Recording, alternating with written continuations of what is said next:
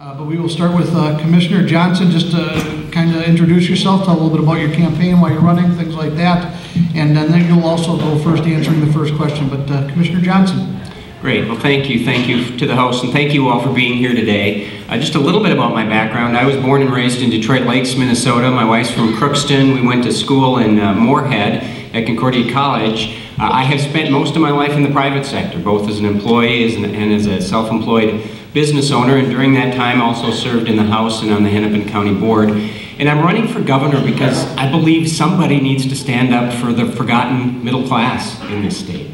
As governor, I will focus every day on encouraging the creation of good jobs, good paying full-time jobs for the middle class, rather than chasing them to other states as we've seen the last few years, and of giving our schools the power and the flexibility to hire and promote and reward the very best teachers rather than tying their hands, and of demanding that government take less money from the middle class and actually, with what it does take, spend it more efficiently and effectively, putting the family budget in front of the government budget for a change. And I believe Governor Dayton is a very decent man. We've gotten to know each other a little bit, but I don't think he understands the struggles and the concerns of the middle class. Everyone in this room, or at least most of us, have had to worry about making a mortgage payment or saving for our kids' college or finding a job in the private sector, and when you've never had to worry about that in your life, I think it gives you priorities that probably don't serve the middle class as well as they should. My focus will not, as governor, be on the demands of the government bureaucracy or of special interests, but on the needs of the middle class. Working to put more job opportunities into our lives, more great teachers into our kids' schools, and more disposable income into our pocketbooks. That's why I'm running for governor, and I'm looking forward to this morning. Thank you. Thank you very much. Governor Dayton. I was born and raised in Minnesota. I lived here most of my life. The state's been very, very good to my family and to myself. I started running for governor in 2009 because I was concerned about the direction this state was headed. Unemployment was very high. Real standards of living were static or falling. Our state was in an economic slump, even worse than the rest of the country. And we're looking at a projected $6.2 billion deficit for the next 2 years. Well, we owed our schools $2 billion. So when I stepped in January of 2011, I made jobs #1 priority. There are 162,000 more jobs in Minnesota today than there were when I took office. Restoring fiscal responsibility to state government. We balanced the budget. We're looking at budget surpluses ahead. We paid off the entire $2.8 billion that we owed our public schools. And we've invested. We raised taxes, income taxes on the wealthiest 2%, and only on the wealthiest 2%. Invested that money in early childhood education, all-day kindergarten, tuition freezes at the University of Minnesota and Minskew campuses. We've invested in the future of our state, and the results show that we have made that kind of progress. Since January 2011, our employment increase is 6.1% compared to Wisconsin's 4.3%, compared to Iowa's 5.2%, compared to South Dakota's 4.1%. So we're doing well. We're doing better than most other states. Our per capita income is $6,000 to $7,000 higher than Wisconsin's. We're moving ahead, and I want to continue to keep us going in that direction. Thank you very much. Well, we both touched on the state's business climate, and that's the subject of our first question. It was about 1.5 years ago that North Dakota put a billboard up along its Minnesota border, open for business. The suggestion was that North Dakota was open for business while Minnesota was not, and that's because it came right on the heels of the legislature enacting $2 billion in new and increased taxes. More recently, revenue is $46 million below forecast, I saw in the news just this week. So the question is Minnesota open for business, or are we don't have the business climate that we should have? And Commissioner Johnson, we'll begin with you. Well, we don't, and it's not just North Dakota that has a billboard up. I've been told that every state that surrounds us has a billboard or multiple billboards up saying open for business, and they are drawing our entrepreneurs and in many cases our citizens to their state. And Governor, I would disagree with you that everything is rosy, and as I travel around the state, people don't feel that way. They have real concerns about their jobs. And we're not creating businesses. The private sector is not creating businesses in this state. The Kauffman Foundation, which is a national nonpartisan nonprofit, says that over the last 4 years, Minnesota is dead last per capita in the country for creation of businesses. And if you look at the most recent statistics, not old statistics, but the ones that came out 2 weeks ago from the Bureau of Labor Statistics, our job growth rate over the last year in Minnesota is 41st in the country and last in the Midwest, behind North and South Dakota and Iowa and Ohio and Indiana and Wisconsin. And it is because we have created a tax climate that is so uncompetitive with the states that surround us, and a regulatory climate that is just overbearing. I hear stories consistently about regulations and permitting in this state. I was talking to a company in southern Minnesota just a couple weeks ago who said that a very successful poultry company, they wanted to expand in Minnesota. They waited a year to get a permit, and they finally gave up and they expanded in Iowa, and it took them 10 days. That is crazy. That should not be what's happening in this state. And so there are so many things we could do to encourage the growth of business and therefore the growth of careers and good jobs in the state. And we're moving in exactly the opposite direction right now. Thank you, Commissioner. Governor Dayton, I know you have a far different perspective, please. Well, I don't say that everything in Minnesota is rosy. I say it's better than it was when I took office, and it will continue to get better if we stay on the course that we're on now. Commissioner, there are preponderance of statistics out there that all of which show that Minnesota is doing better than most other states in terms of its recovery from the Great Recession. And you latched on to one that some reporter in Wisconsin had found who wanted to benefit Governor Walker, and takes numbers from March of 2014 and March of 2013. That's 5 months dated. The most recent employment statistics from that same Bureau of Labor Statistics is for August of 2014, August of 2013. We gained 44,600 jobs. We ranked 14th among the states. We lost jobs from January to March of 2014. We had a dip of 5,000 jobs, which we've made up and more. So the number at the end of March of 2014 was an outlier. It was unusually low. And that's what, everybody else can take into account, and you're so desperate to find something to make Minnesota look bad that you jump on whatever you can find. The facts are that employment in Minnesota has increased by 6.1% since I took office. Wisconsin is about 4.3%, Iowa's 5.1%, South Dakota's 4.1%. I mean, people can put up all the signs they want, but that doesn't reflect reality, and there are more people working. Unemployment rate here in Duluth, right now is 4.3%. Unemployment rate in Minnesota is 4.3%. That's what economists call full employment. Are they the best jobs that we can create in the future? No. Are we going to do better? Yes. We're going to work at it, but to denigrate this state and to denigrate what the people of Minnesota have accomplished, I think is just wrong. Commissioner Johnson, 1 minute. All right, well, I never denigrate Minnesota because I've spent almost my entire life here. But I certainly think you have us going in the wrong direction, and this is another example where you're ignoring the facts.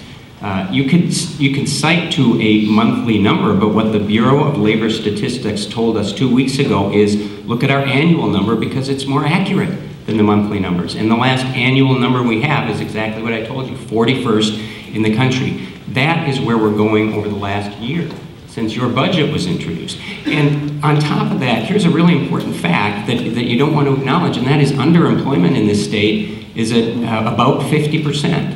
And when I mentioned that last week, you said, well, that's nonsense. That's not a real number. It comes from your administration, Governor. And it's not nonsense, it's a big deal. It's a big deal to all of the college grads that are living in their parents' basement, or the middle-aged men or women who are making 50% of what they were making 5 years ago, or the single mom who's working 2 jobs because she can't find one good one because the good-paying full-time jobs are going to other states. Thank you. Governor Dayton, 1 minute before we move on, sir. Well, Commissioner, we've been through this before.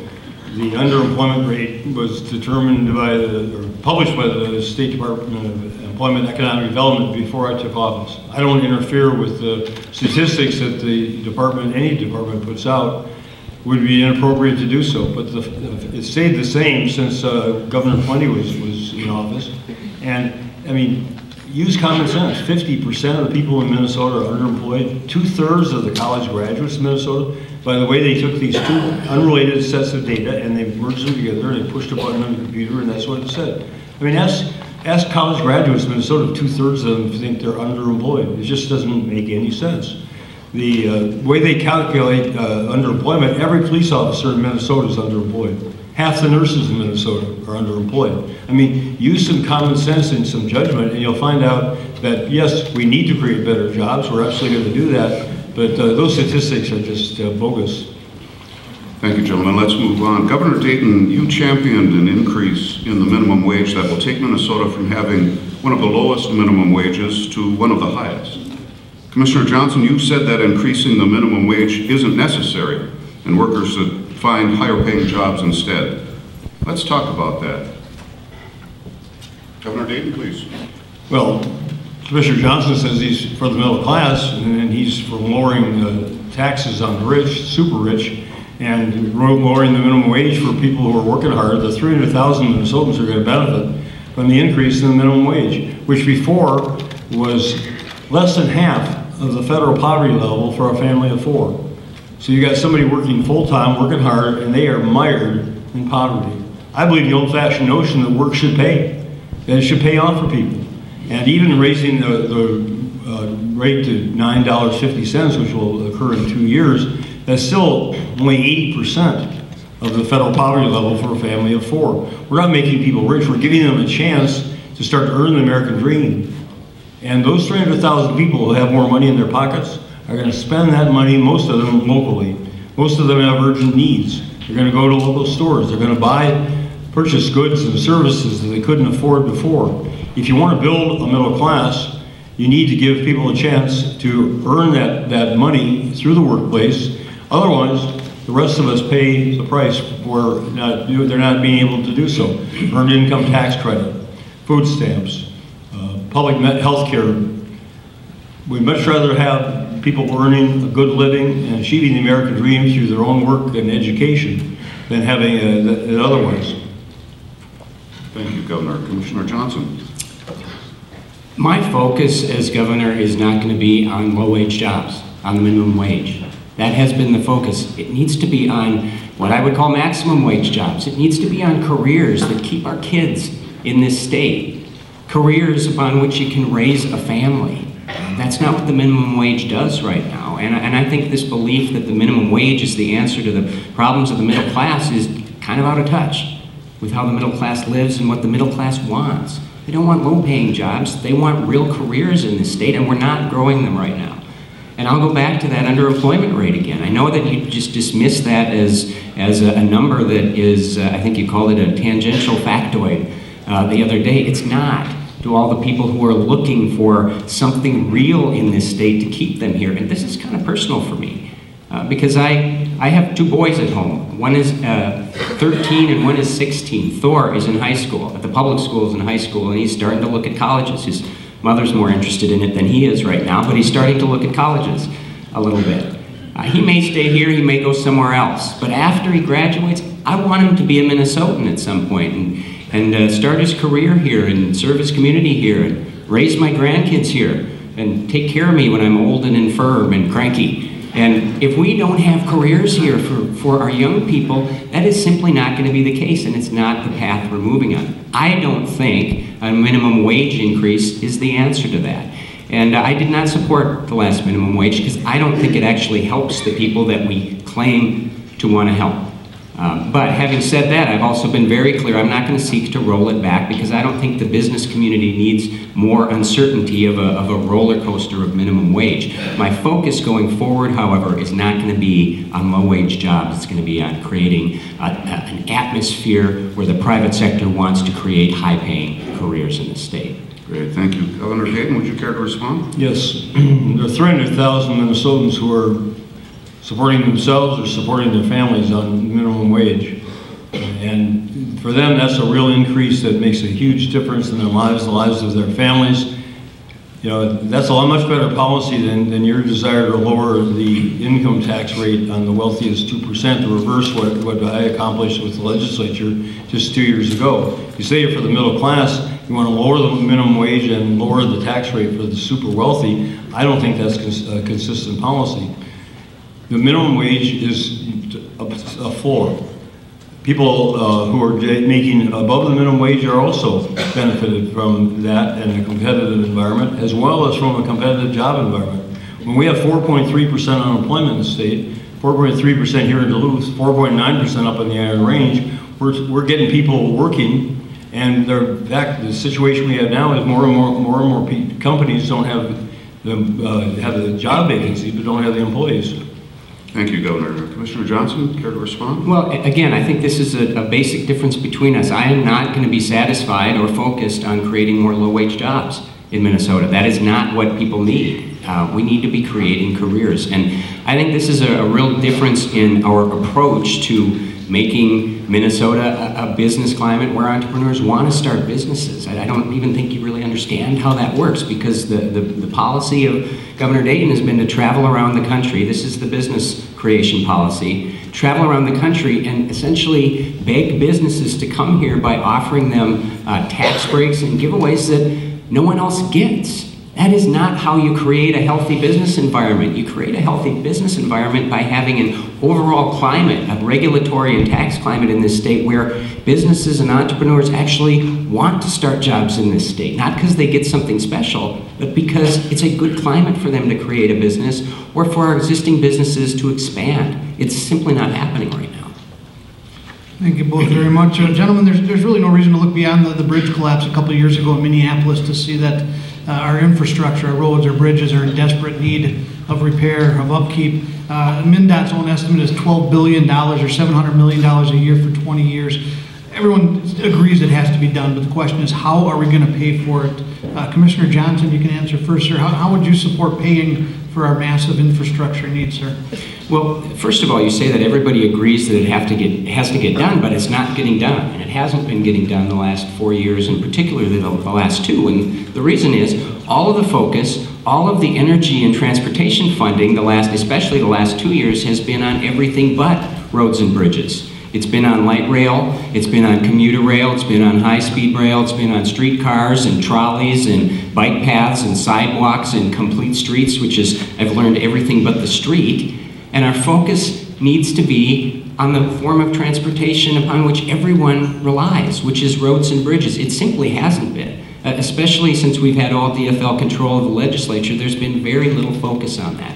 That's where my focus is going to be. Now the question becomes, how do you pay for it? There doesn't seem to be an interest in doing it at all right now. I will, but how do you pay for it? Number one is priorities. And I know that, Governor Dayton will say, well, that's just silly. We can't reprioritize. Of course we can. It's what everybody has to do. It's what families have to do. It's what businesses have to do. So let's prioritize first what's most important, which is roads and bridges.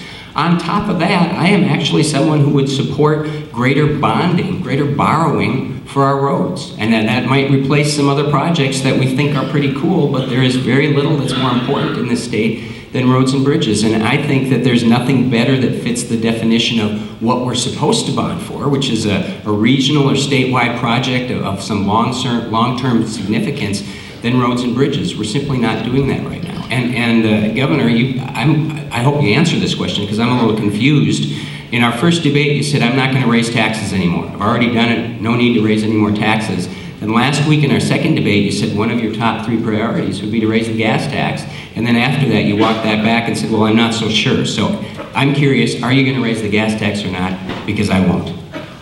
Governor Dayton? I'm not going to raise the gas tax, but I'm going to face the reality, and I'm not going to, it's not silly to reorder priorities, but it is silly, and it's really disingenuous to tell people that reordering priorities is going to begin to cover this $6 billion gap that we're told by transportation experts exists between expected state and federal revenues, and just maintaining the status quo. I think there are many people in Minnesota who haven't experienced a decline in the quality of our highways and roads and bridges the last couple of decades, who haven't seen more congestion, more traffic delays. That's going to get worse. That's going to get worse unless we invest more. And if we don't invest more, then it's going to continue to get worse. Reordering priorities, what does that mean? You talk about eliminating the Southwest light rail line. That would save the state $121 million one time. That's not $6 billion.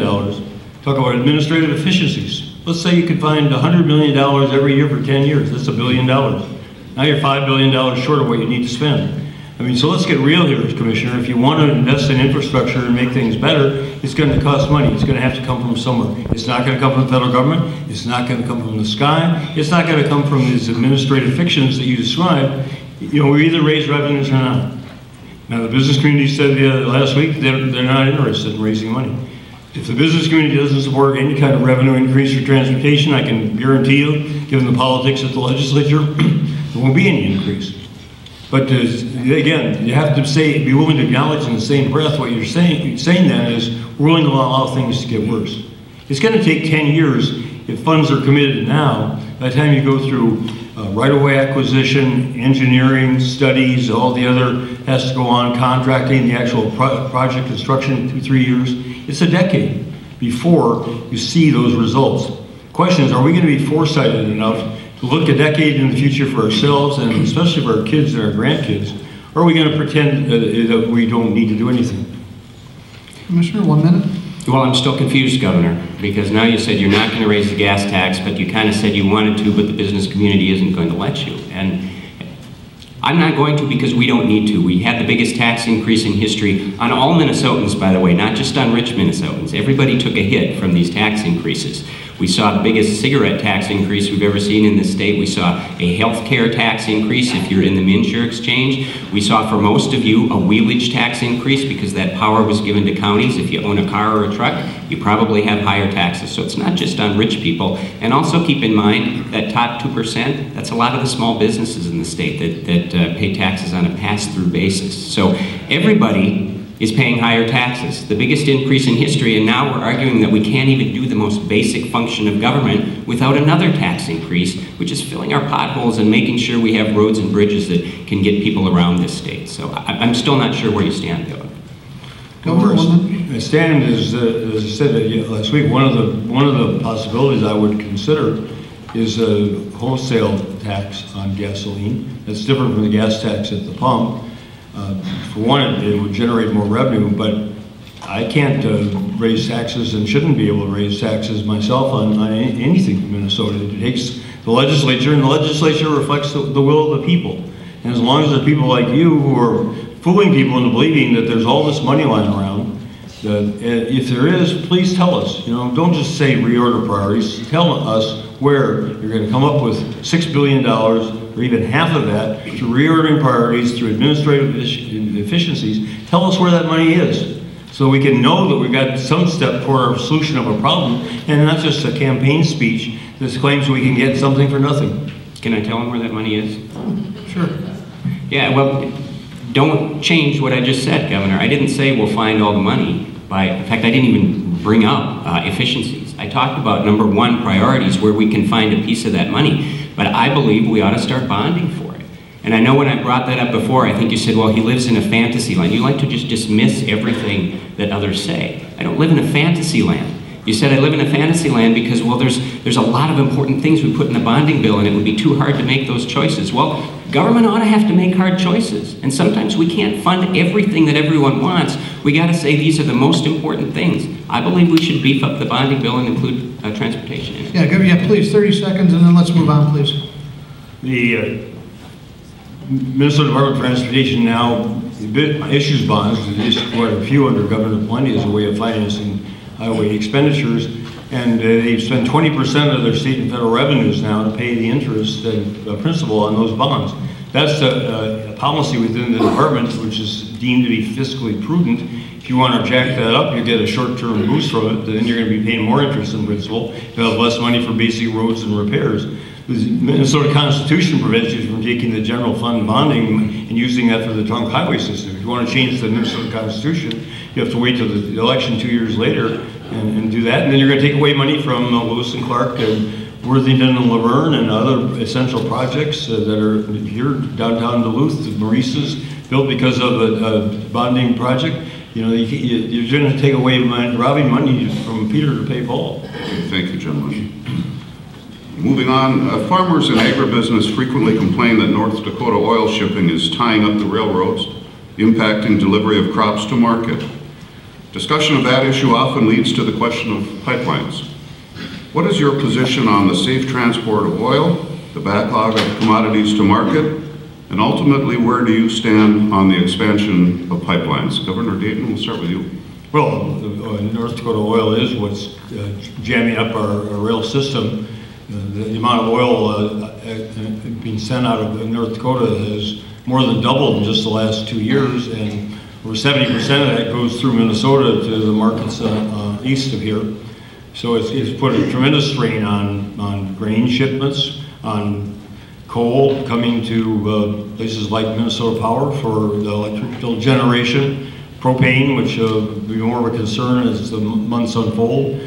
And we're managing a tough situation. I've met with Burlington Northern CEO twice now, and we have a conference call set up for later this week, and I'm summoning our congressional delegation for a parlay this end of this week. Also, we're written the Surface Transportation Board until or unless the federal government is willing to stand up and tell the rail companies that they can't just keep overloading the system with oil for their own profits. We're going to have this problem, and right now, the way the policies and laws have been written in this state and country for the last 150 years or more, railroads are essentially free to operate how they choose, whether cities or counties or states, or even the federal government likes it or not. So until we take a stand and say, okay, we're not going to let people just freewheel this and let farmers suffer or others suffer for these business decisions, we're going to have this problem. Pipelines are a solution. We should build the Sandpiper pipeline. We should let the Public Utilities Commission,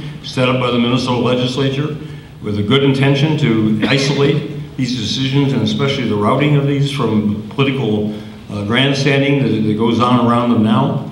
And the Public Utilities Commission, I expect, will issue a certificate of need. They will look at this, the route that Enbridge has proposed, as well as other environmentally safer routes. They'll come up with a route. We'll have an oil pipeline, and that will help. Great, thank you. Commissioner Johnson. Well, I think actually the Sandpiper and other potential pipelines are actually a solution or a partial solution to a problem, and we're not taking advantage of that. And Governor, your appointees to the PUC are trying to kill the Sandpiper. And I think you ought to take some responsibility for that. Don't say you support it and then have your people try to kill it and hide behind the process. We have farmers in Minnesota who simply can't get their crops to market. I was in Eldred, Minnesota last week, just outside of Crookston, and I was talking to Danny Grunwald, who runs the grain elevator there, and he said that this is killing our farmers right now because the rail is filled with oil, and we got to get some of that oil off the rail.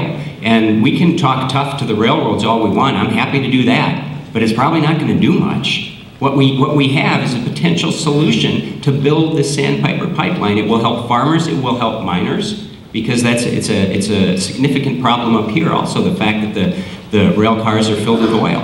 And it's time that we actually took some action on it and moved the process forward rather than hiding behind the process and say, I want to get it done, but really behind the scenes, we're killing it.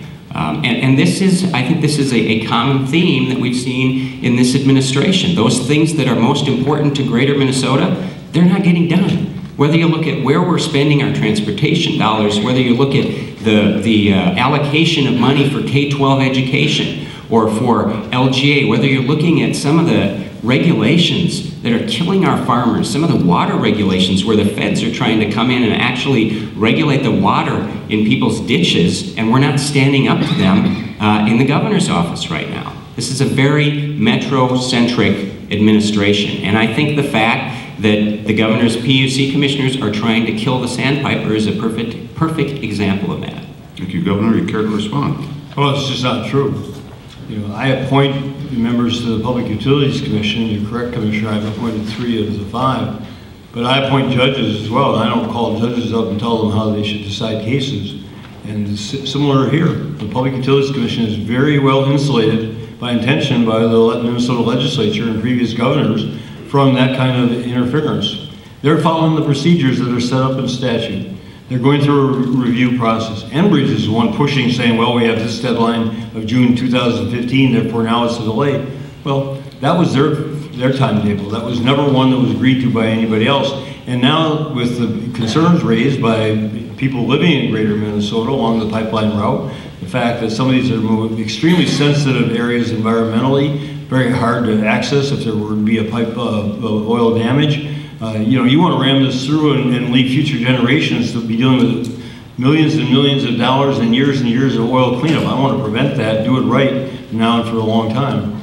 Thank you, Governor. Commissioner? Well, Governor, of course they don't want to do that. We have a process, whether it's for opening mines or building a pipeline, that is difficult in this state, and I can live with that. It probably shouldn't be easy to do those things. But let's actually move through the process rather than throwing up roadblocks and then hiding behind that process. Your 3 PUC commissioners were appointed by you because I assume that they share your philosophy about what should be done on that board. And they are not just following the process. They did with the sandpiper what everybody has told us has never been done before. The PUC has never taken the role of blocking a pipeline because they thought maybe there were some other better routes that no one else had even put out there. It is a very transparent attempt to kill the sandpiper, and you should take some responsibility for that. Thank you both. This transitions very well into the subject of precious metals mining, copper, nickel mining. You knew you couldn't come up north without being asked about precious metals mining. It probably is one of our most polarizing issues in northern Minnesota right now, with one side saying that the regulatory agencies are dragging their feet and holding back billions of dollars of economic impact, and the other side, of course, saying it can't possibly be done safely. Commissioner Johnson, we'll start with you. You've said that re-electing the governor would mean that the precious metals mining will never happen. Why do you say that, and how would you be different, sir? Well, I think that's just the truth. If Governor Dayton is re-elected, PolyMet is not going to open, at least not in the next 4 years. Governor, if you wanted PolyMet to be open, you'd at least be telling people, I will be an advocate for this, even though it still has to go through the process. I will be an advocate. I'll do everything I can to get that mine open and other mines open once they go through the process. I happen to think 9 years is long enough for a process. And let's just be really frank and honest about this. This governor is beholden to what I would call some pretty extreme environmental groups, mostly based down in the Twin Cities, who don't want to see any mining in this state. They also don't want to see pipelines because they don't want to see oil flow anymore. That would suggest that we're not going to see this thing open after the election. If he won't tell us before, he's not going to tell us that afterwards. Again, I'm going to be an advocate for mining and for logging and for shipping and for farming, because I believe strongly that if every part of our state isn't thriving, then Minnesota as a whole isn't going to be thriving. And I know, Governor, your answer is going to be it's the process, and you're going to hide behind that process again, but sometimes we just got to tell people where we stand. Some people are going to get mad at us. I get that. It's okay. People have the right to know that. And when I brought this up at our last debate, it might have been 2 debates ago, you said, well, you saying that you'll advocate for mining is just pandering to people up in northern Minnesota. It's not pandering. I think it's actually showing some leadership, and that's what governors are supposed to do. Thank you, Commissioner. Governor, you did say to us too that any comments before the process is done are premature. So where do you stand, sir? Commissioner, it is pandering to say you're going to preempt the environmental review process. I agree, 9 years has been too long, but that's not a reason or a justification for short-circuiting the final months of the process, which is what they're going through now, the DNR, 2 federal agencies. And to say that you're going to jump, before any of that has been completed and published, you're going to just go full force and behind this project, I think is irresponsible. And it's unfair to the future of the state of Minnesota, and you're just doing it for political advantage. You and others have been saying for months now that you're going to support this project before the final environmental review process is complete, are absolutely pandering to northeastern Minnesota. I've seen it time after time. I've been working on behalf of northeastern Minnesota for 37 years, and I've seen the hucksters go up there and promise chopstick factories and endotronics and all these other things that have never materialized because they're dangling out the prospect of jobs. Well, we're going to do this one responsibly. We're going to protect the environment. We're going to protect jobs. We have 1,000 more people in Minnesota right now working up on mining on the Iron Range, mining jobs than when I took office. The unemployment rate up there is 4.9%. I was up there a couple weeks ago. Their businesses want to expand. They're looking for welders, electricians, mechanics, people with skills that we need to bring to our community colleges and technical colleges so that they're training people for the jobs of the future. But in this case, you want to just run roughshod. You just say that now because you are running for office and you think you can drive a wedge, and it's just not responsible. I'm going to wait till the environmental impact statement is complete, till all the information is known, and then I'm going to go and review some of the projects around the state, around the country, and see what the reality is, and tell Minnesotans what you know, they're going to reasonably have be able to expect with this undertaking. Thank you, Commissioner. Well, that's a new one. You've called me a wacko, a Neanderthal, and now a huckster. So that's probably better than the first two, I suppose. Here's what it comes down to. Again, you're hiding behind the process. I have never said let's short circuit the process. In fact, just a minute or two ago, I said it's okay that we have a tough process. We should certainly have a tough process to open a mine. But 9 years is enough, and what I'm saying is I'll actually advocate to get through that process because I think mining is a good thing, is a positive thing. And I want to see it get done. Yes, we have to get through the process, but I want to see it get done, and as governor, I'm going to push to get it done. And I'm not going to let them slow it down anymore just because some groups want to kill this. And I've never heard you say that, and I don't think I'm going to. Thank you. Mining is a very good thing, and it's been the backbone of our economy in northeastern Minnesota for over a century. There are, as I said earlier, 1,000 more mining jobs in Minnesota than when I took office. So we've issued over 70 permits to expand mining up on the Iron Range. Copper nickel is a very, very different kind of mining, different process, a different kind of residue left, and we're breaking new ground in that undertaking, and it's, you know, 9 years is too long, no disagreement there.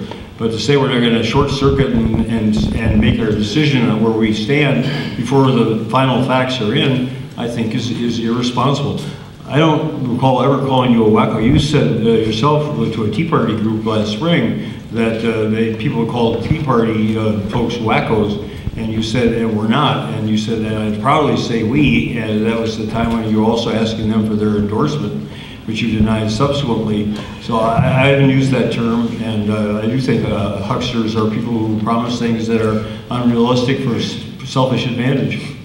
Thank you, gentlemen. Let's move on to the Affordable Care Act.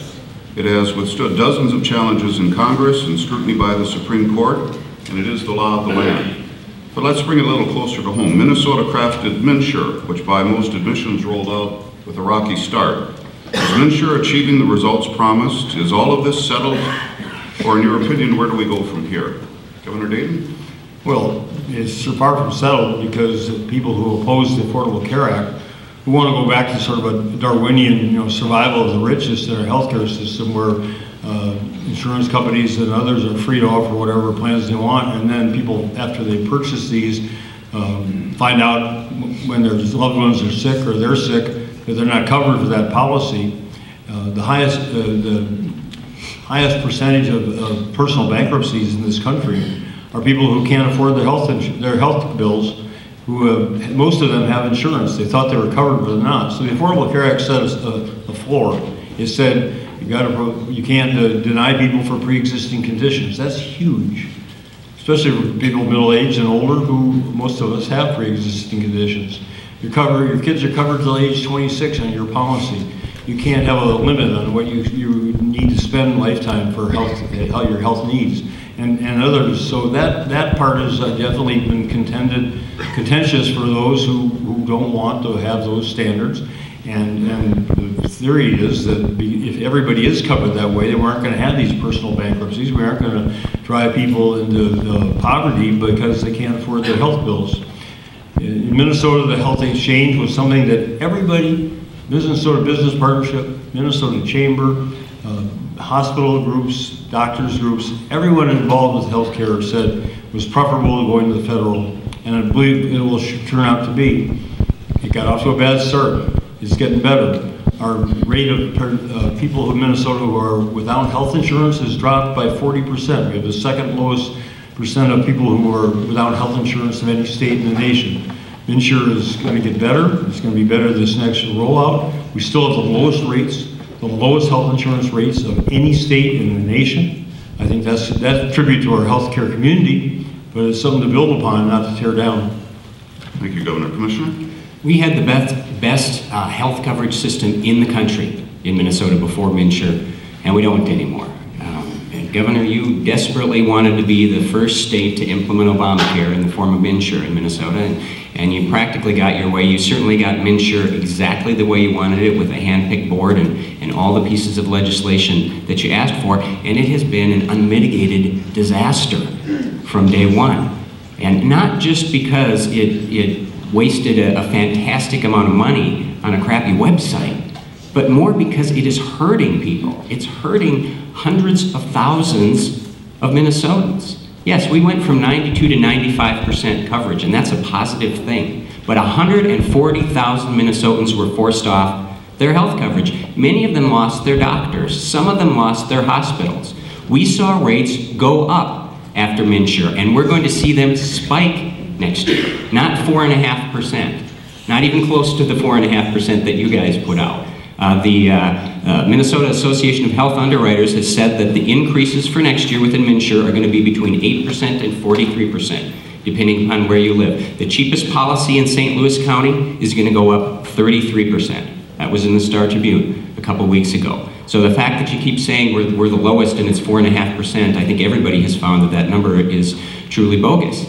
We have people that have the highest deductibles in the country. We have parents who can't get their babies on health insurance. It's taking them months because MNsure is such a complete mess. And Governor, you're not doing anything to make it better. Number one, I will seek a Section 1332 waiver under the ACA for state innovation waivers that will allow us to keep the best parts and actually do some innovation on our part. I will fire the entire MNsure board because they're incompetent, and I will appoint people who understand that more competition and more choices for consumers generally sends prices down and quality up. Thank you. Governor Dayton, you care to respond? You wanted an innovation grant. What is your innovation? You never said what you want to go back to instead of MNsure. People oppose the Affordable Care Act, want to go back to a system where the health industry is free to set the prices, set the coverage, judge whether or not they're going to call something a pre-existing condition and refuse to pay for it after the person's been paying for their insurance for years, needs that operation or procedure. You know, tell us what you're going to do instead. Tell us how you're going to make it better. It's not perfect. I've said that before, but 140,000 people forced off their health care when the Affordable Care Act, the federal act, required plans to become compliant with those minimal standards.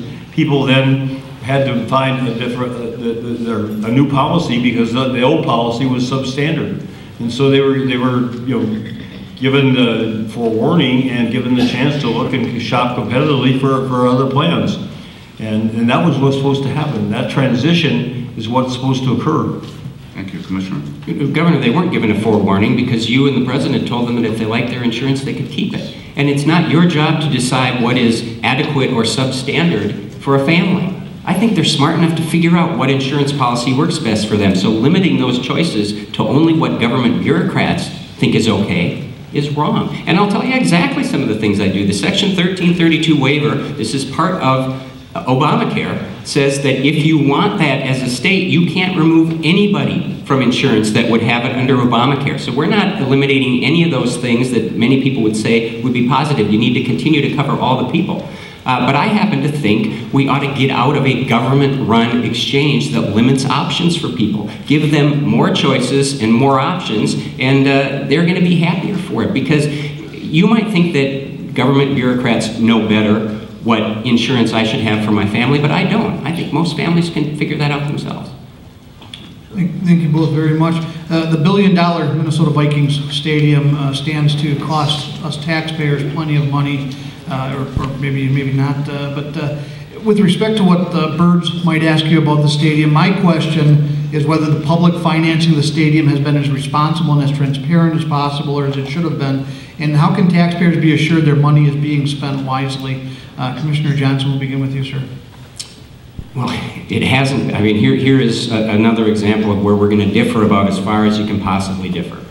The Vikings Stadium, by the way, I'm as big a Vikings fan, even this year, as anybody in this room. But I don't happen to believe that the public should be funding $500 million for that stadium. And Governor, you promised that the People's Stadium, as you like to call it, would never actually be funded from the general fund. But because the plan that was in place for e-poll tabs ended up 95% short. Now we're using general funds, so that everybody out here is paying for about $500 million. Well, the people of Minneapolis are paying for a chunk of it, but taxpayers are paying for about half of that stadium. And I was just actually reading about the stadium in New Jersey that houses both the Giants and the Jets. You know how much the taxpayers paid for that one? Zero. So don't believe it when someone says the only way we can do this is by being held hostage. The bigger problem, though, that I have with this is the fact that, Governor, you didn't have a clue what was in that bill. You claim that you negotiated it, but you didn't know that there were personal seat licenses in there. In fact, you expressed outrage after the bill was signed that they were in there. But they were in the bill that you signed. You got to know what's in the bills you signed.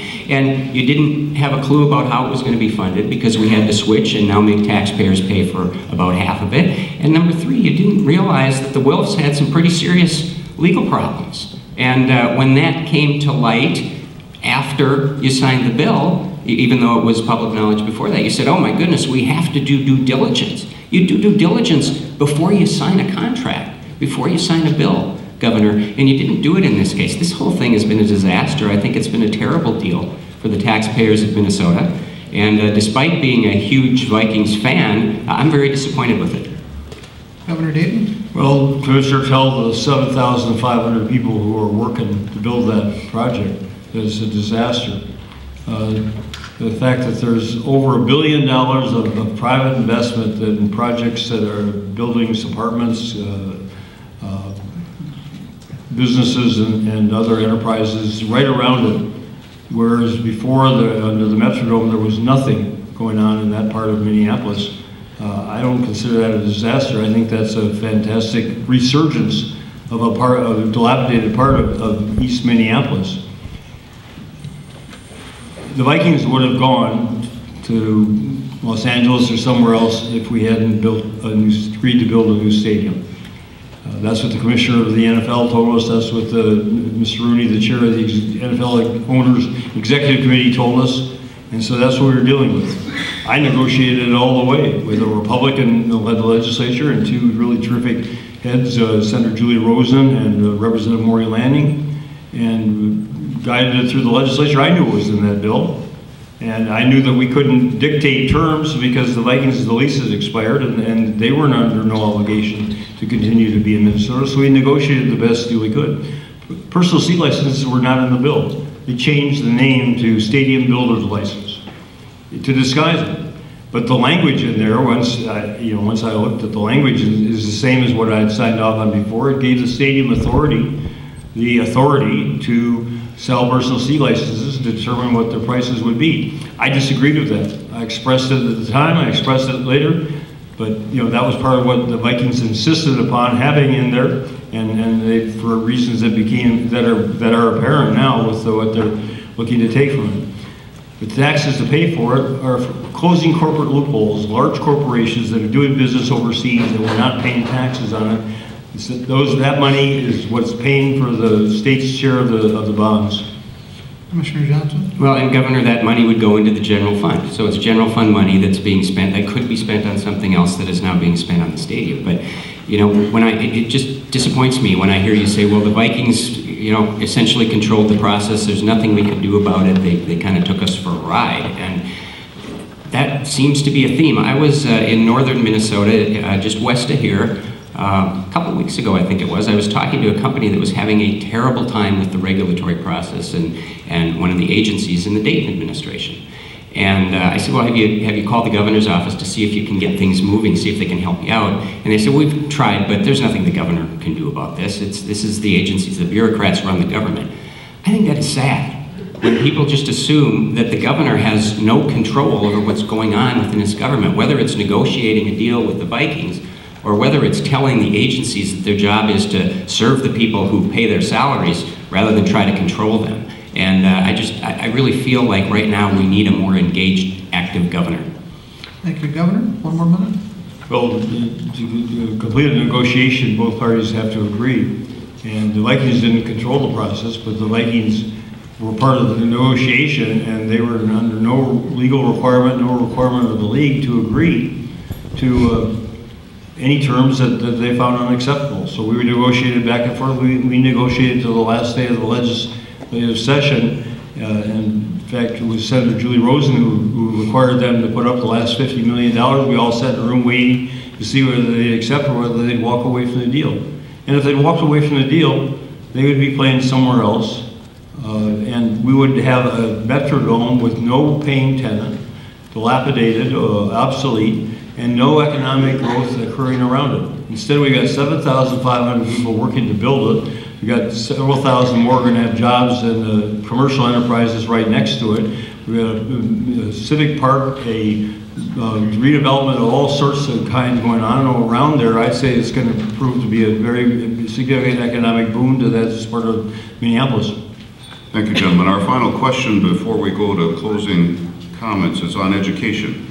Governor Dayton, as you run for a second term, you point to delivering on a campaign funding promise you made as a candidate in 2010. This time around, you're saying you'd like to see the per pupil formula continue to increase. Essentially, you want to spend more on schools. Commissioner Johnson, you haven't been willing to make the same pledge or make any specific spending promises. You've said that the current state funding formula has grown too complex. You're inclined to criticize the governor for being too close to Education Minnesota, the statewide teachers union, and as a result fails to make changes that could help narrow the state's persistent achievement gap. I think we can all agree a high-quality educational system is essential to our state's prosperity, but you two differ greatly on how to get there. Governor, your comments?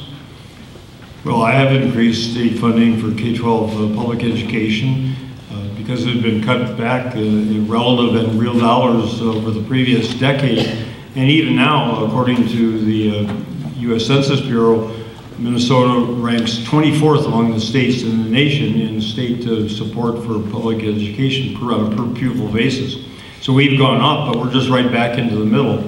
And I think Minnesotans would be shocked, who value education, know the importance, would be shocked if they realized that we have fallen into the second half of the country, the lower half of the country in terms of our support for our public schools. So I'm glad that I was able to support that. The Republican legislature, to their credit, in 2011 supported that increase. The DFL legislature in 2013 supported that increase. And by increasing the per pupil formula, you give the school districts the flexibility to decide where that money can be best spent. Here in Duluth, it may be different from where in Crookston or from in Albert Lee. So the school boards, who are elected by the people, have the authority and the flexibility to make those allocation decisions. We've also funded early childhood education. Didn't exist, state support for that didn't exist before I took office. Experts say that working with children, especially from disadvantaged backgrounds, at an earlier and earlier age is crucial to giving them the chance that other kids have and closing the achievement gap. All-day kindergarten is now statewide. Something I advanced since 2009, legislature wouldn't support when Republicans were in control. The DFL legislators supported it. Now every child in Minnesota, every 5 or 6 year old has a chance to go all-day kindergarten. We froze tuition at the University of Minnesota and the Miniscule campuses. The money we've spent on additional education has been well spent. It's been badly needed, and I will hope the fiscal situation will permit us to continue to do more. Okay, thank you. Commissioner Johnson? Well, this is actually one of those areas where, again, there's a deep divide between the governor and me as to how we govern. I will base my education decisions on every single instance on what's best for the kids in the state, not what on special interest allows me to do or tells me to do. And yes, I have been critical that the governor essentially is allowing Education Minnesota to run education policy in this state. And I'm not an anti-union guy. I grew up in a union household. I've actually represented unions as a lawyer, but I will never let any special interest, whether it's unions or businesses, dictate policy to me, especially K-12 education policy. That's a big difference between us. I'll tell you another difference. I think we both recognize that money is important in K-12 education. That's why in my 6 years in the legislature, I always voted to increase K-12 education spending, never cut it despite what you hear on commercials that have been found to be false. But unlike the governor, I don't believe that the only thing that matters is money. More money and good intentions isn't enough. We need to start demanding results, particularly from the schools that are getting the most and providing the worst results. And that comes from having high standards that are set by those of us in the state, by the way, not by the federal government in the form of Common Core, and by demanding actual results and parental accountability. When you look at the fact that Minneapolis spends about twice the state average per pupil and gets terrible results, we got to do more than just sending them more money. We have to change the way they do things. We have to demand that they do things differently to better serve their families and the taxpayers. And the other difference is, I believe that we need to give our schools the flexibility and power to hire and promote and reward the very best teachers. This governor, because of Education Minnesota, is actually tying their hands and preventing them from doing that. My focus will be on what's best for our kids, not on what some special interest allows me to do. Thank you. Governor Dayton, care to respond? Well, your record on education funding speaks for itself, and you know, you have a different view from just about everybody in the established media who described the bill that you voted for in 2003 as a cut, $76 million in funding for K-12 education for the 2005 biennial budget compared to the 2003. So NPR said it was a cut, Star Tribune said it was a cut, all the established media said it was a cut. You say it's not a cut, so I guess you should talk with all the established media and review all their reports, because that's what they said. You also voted to transfer, shift, we call it, borrow involuntarily over $400 million from the schools, setting the stage for further shifts and further, and then you also cut $350 million in funding for the University of Minnesota and the Minsky campuses, which also caused tuitions to go up the next year by 14%. So your record is one of cutting funding for education. Commissioner. Well, Governor, it's interesting because those media outlets have pretty much trashed the commercials that say it. I think it got a C- for simply not being true. And I think the greatest evidence of that is the fact that the first commercial said that I cut education, K-12 education, by $500 million. The second commercial said I cut it by $600 million. A couple weeks ago, I think you said I cut it by $76 million. Now today you say it's $73 million. None of them are true, but they can't decide which lie to tell. And the media has found this to be false. We actually increased education spending by $4 billion during the 6 years I was in the legislature. But again, that's not the only issue. It can't just be about money, because throwing money at schools that aren't working in certain parts of the state is not solving the problem. It's not serving taxpayers, it's not serving our kids. And on the school shift, Governor, you used the school shift twice to balance your budget. I think that's bad policy. Thank you, gentlemen. We'll move to closing remarks. I will alert our media partners that we're likely to run slightly over the 9 o'clock hour. I would ask that the audience please refrain from any applause until after both of our guests have had a chance to make their remarks and I've had a chance to close us out. So we'll move to closing comments. Gentlemen, if you keep it to 2.5 minutes each, Commissioner Johnson, we'll start with you. All right, well, thank you. Thank you for hosting us today, and thank you all for being here. I believe, and I put this in the Duluth News-Tribune editorial that was yesterday or the day before, I believe your way of life in northern Minnesota is largely under attack right now. It's certainly not supported by this governor's administration. Whether you look at mining, or logging, or building pipelines, whether you look at the allocation of money and where it goes for K-12 education or for LGA and the fact that it is so Minneapolis-centric at this point, whether you look at how we're spending transportation dollars on things like streetcars instead of roads, or light rail instead of bridges, or whether you look at this philosophy that government always knows best how we should live our lives, what we eat and what we drink and how we raise our families and what we do with our own property. I had somebody ask me the other day, do you and Governor Dayton have anything in common? And I said, sure, we both love our dogs and we both want to control my life. I don't think that's the right direction to be going as a state. I think your way of life is largely under attack in this state, and you will see me as governor treating greater Minnesota and northern Minnesota very differently than what you're seeing right now, and that fits perfectly with the bigger vision I have for all of Minnesota, including northern Minnesota. It's a vision of a state where every kid in this state, regardless of where he or she lives, has access to a great education and to great teachers and to reasonable funding, and where patients and doctors are making healthcare decisions, not patients, doctors, insurance companies, and government bureaucrats.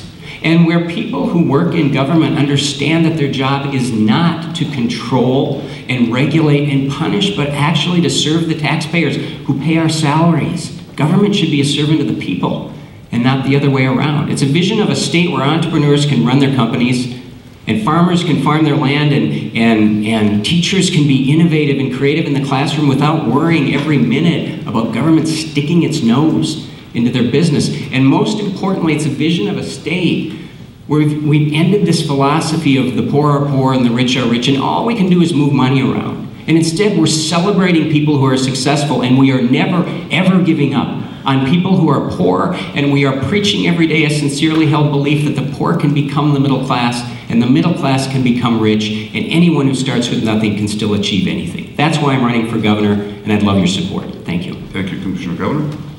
I'd like to thank the Duluth News Tribune, the Duluth Chamber for hosting this forum. And you know, when you talk about, Commissioner, the way of life being under attack, when I took office in January 2011, the way of life in Minnesota was under severe attack because the economic underpinnings of our state had collapsed. We had 6.8% unemployment. We had lower personal income than in real dollars than we'd had a decade before. Property tax has gone up 86% the previous decade. The school shift was staggering. This fiscal status of the state government was a mess, and we changed that. We came in and we did some tough things. We did some honest things. We cut spending by $2 billion. The Republican-led legislature and I in 2011, permanent cuts. We raised taxes, income taxes on the wealthiest 2%, which Commissioner Johnson wants to reverse. We took that $1.2 billion, one to cover the rest of the projected deficit, which we inherited, and then also to invest in K-12 education, in early childhood education, in all-day kindergarten, in making the education system better for the state of Minnesota, which is the key to continued economic prosperity in Duluth and northeastern Minnesota and all over the state. Because well-educated, productive workforce is always the #1 reason the businesses tell me why they're locating or expanding here. And if we lose that edge, we're seriously jeopardizing the economic and the social vitality of this state for decades to come. So we're going to continue to invest in education if I'm governor. We're going to continue to invest in giving every child the opportunity to be successful. We're going to give them a chance to earn a good living in the workplace through their hard work, which is what's made Minnesota successful. We're going to realign the higher education system so that we're training young people for the jobs of the future rather than the past. And that takes in a commitment of funds to build for buildings, equipment, and technology so that we are facing the future rather than going back to failed policies of the past. That's what I'm for. Moving ahead, continue to make Minnesota an even better state. And I'm committed to doing that if I'm re-elected governor. I ask for your support. Thank you. Thank you, and we'll leave it there. Gentlemen, thank you both for your participation this morning. We greatly appreciate the opportunity to have this discussion on the issues. Thanks again, Chuck, to our partners at the Duluth News Tribune.